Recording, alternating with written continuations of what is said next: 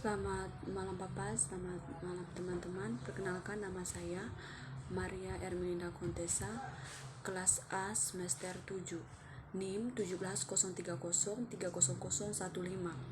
Di sini saya akan membuat video tugas ke-11 mata kuliah Sosiologi Terapan, jurusan Sosiologi. Yang pertama yaitu tentang kesenjangan digital. Kesenjangan digital menurut pendekatan ini menciptakan ketimpangan sosial di media baru masyarakat. Karena itu mempengaruhi status sosial dengan memberikan peningkatan prestis mereka yang berada dalam posisi untuk menggunakan teknologi komunikasi baru, menguasai spesialisasi atau keterampilan baru, dan peningkatan kemampuan literasi digital menciptakan peluang baru untuk mewujudkan tujuan mereka di bidang sosial, politik, atau bidang ekonomi. Dalam sejumlah studi dalam buku ini, kami mengamati hal ini bahwa internet adalah alat yang ampuh untuk menunjukkan dan memelihara status sosial, dan kesimpulan semacam ini dapat langsung mencerminkan Weberian tradisi.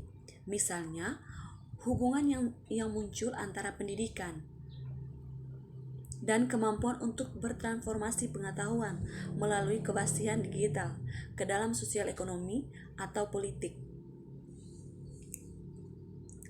Perspektif Durkheim berfokus pada pentingnya file pembagian kerja sebagai mekanisme sosial yang memproduksi jenis tertentu ikatan sosial sambil menekan orang lain.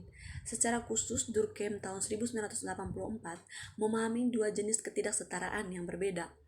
Yang pertama yaitu ketidaksetaraan eksternal, dipaksakan pada individu oleh keadaan sosial kelahiran, dan internal ketidaksetaraan. Ketidaksetaraan berdasarkan status yang dicapai atau bakat individu, di mana kedua ketidaksetaraan tersebut berulang dengan cara yang berbeda di era digital. Durkheim juga menulis tentang regulasi eksternal dari perilaku sosial melalui kekuatan eksternal dari kontrol sosial dan internal individu dari norma dan nilai masyarakat. Dengan demikian, solidaritas sosial tercermin dalam kesadaran sosial kolektif adalah elemen penting untuk masyarakat manapun, satu yang mengembangkan tatanan moral yang mendasari sosial koherensi. Peran pembagian digital dalam bentuk pendidikan baru, termasuk pembelajaran seumur hidup, tidak dapat diremehkan dan dijelaskan, di mana berhubungan siap dengan tradisi Durkheim. Masing-masing penulis yang berkontribusi diundang untuk membahas fenomena kesenjangan digital yang terkait dengan negara pilihan mereka atau wilayah keahlian menggunakan satu atau lebih dari perspektif sosiologis untuk menggambarkan dimensi ketidaksetaraan sosial di bidang digital. Tentu saja, sosiolog mahir memeriksa ketidaksetaraan saat mereka pada umumnya, namun masih banyak yang harus dipelajari tentang cara tersebut ketidaksetaraan ada di dunia digital. Yang berikut yaitu tentang bagian teoretis.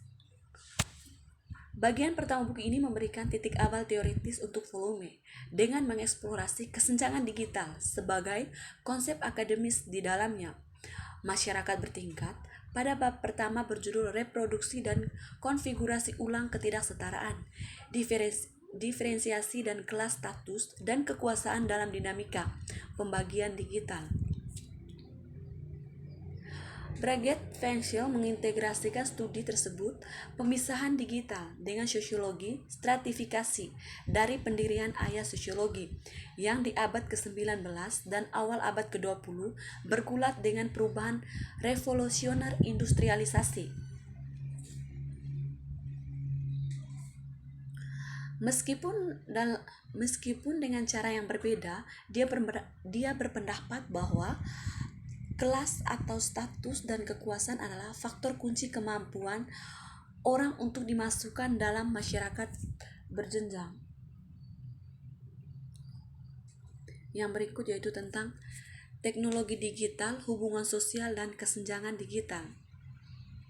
Bagi banyak orang di seluruh dunia, luasnya teknologi digital apakah dialami sebagai kehadiran atau ketidakhadiran atau signifikan.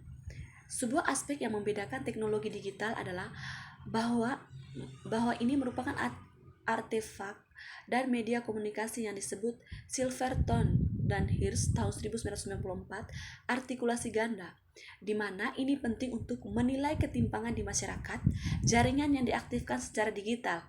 Ini bukan hanya penataan jaringan teknologi dan kemampuan untuk mengakses dan menggunakannya yang memberikan kontribusi faktor ketidaksetaraan, tetapi juga menyediakan akses ke informasi dan ranah publik yang merupakan sumber daya utama dalam masyarakat informasi.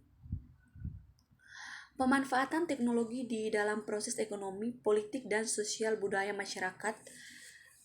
Ketidaksamaan. Seseorang dapat mulai menilai pentingnya pengkucilan dari sosial jaringan berbasis teknologi digital ketika seseorang melihat bahwa itu adalah penggunaan teknologi dalam hubungan sosial yang menghasilkan ketimpangan. Bisa dilihat bahwa penyertaan ke dalam jaringan yang diaktifkan secara digital adalah signifikan dalam hal peluang yang dimiliki orang untuk terlibat dalam kehidupan ekonomi dan untuk berpartisipasi kehidupan politik, sosial, dan budaya. Penyematan teknologi digital sosial ekonomi, proses demokrasi dan bentuk budaya terwujud dan dialami secara tidak merata dan berbeda oleh orang-orang di seluruh dunia. Perkembangan diferensial dan penggunaan teknologi digital dalam konteks ketimpangan global menciptakan dinamika yang menghasilkan bentuk-bentuk baru kemiskinan dan eksklusif serta memproduksi ketidaksetaraan yang ada dan divisi sosial.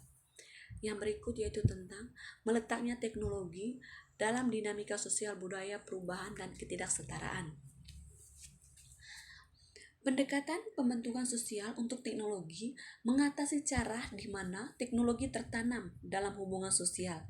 Ia berpendapat bahwa teknologi adalah dibentuk oleh faktor sosial seperti masalah ekonomi dan hubungan gender. Mackenzie dan Fetchman tahun 1985, cara teknologi menjadi makna dalam hubungan sosial adalah melalui budaya di dalamnya diproduksi dan dikonsumsi. Pfaffenberger tahun 1988 misalnya berpendapat bahwa teknologi mengekspresi visi sosial yang tertanam dan itu melibatkan apa yang disebut oleh Marx sebagai bentuk kehidupan, termasuk politik, sosial, dan aspek simbolik kehidupan sosial. Marx tahun 1976 dan Engels tahun 1968 membahas pembagian kerja dan keterasingan dalam mode produksi kapitalis ketika dia mengidentifikasi keterasingan dalam proses kerja dan dalam aktivitas produktif pekerjaan, di mana keterasingan menggunakan fakta bahwa organisasi hubungan produktif merupakan sistem kelas yang bertumpu pada domisi eksploitatif satu kelas oleh kelas lain, dan pembagian kerja mengidentifikasi spesialisasi pekerjaan sebagai sumber fragmentasi bekerja menjadi tugas rutin dan tidak menuntut. Durkheim tahun 1984 berpendapat bahwa perkembangan diferensiasi struktural individualisme saat ini mengamati bahwa kerja menjadi lebih terbagi dan terspesialisasi. Pembagian kerja hasil dari perjuangan individu berkembang dalam menghadapi peningkatan volume dan kepadatan populasi dan tekanan pada sumber daya. Untuk Durkheim, diferensi menciptakan ketidaksetaraan yang merupakan bagian dari yang lebih besar, lebih kompleks sistem sosial. Dalam sistem ini, kelembagaan berperan penting dalam mendukung kohesi sosial. Dengan demikian, pendidikan menjadi penting dalam mendukung organik solidaritas dan dalam mendukung individu untuk mengembangkan keistimewaan masing-masing bisa berintegrasi ke pasar tenaga kerja.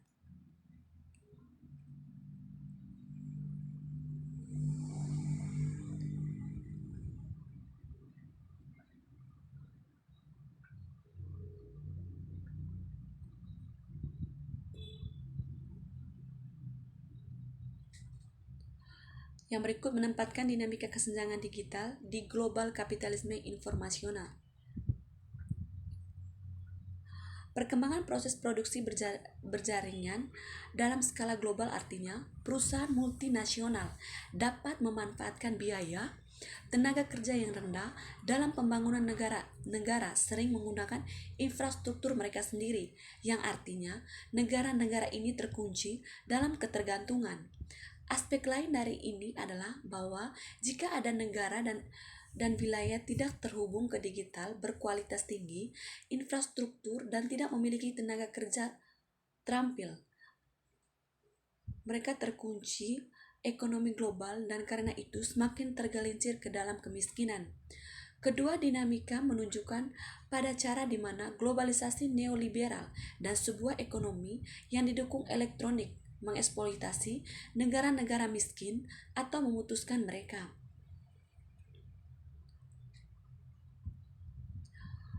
Dalam istilah produksi, bentuk organisasi yang menopang adalah jaringan. Kalters tahun 2001. Jaringan menjadi penyebar di seluruh kehidupan sosial, melampaui proses produksi ke dalam organisasi kesejahteraan, gerakan sosial, dan kehidupan sehari-hari. Ubah kelembagaan pengaturan dalam masyarakat berdasarkan jaringan berinteraksi dengan perubahan dalam kehidupan individu, seperti yang terlihat dalam perkembangan individualisme jaringan.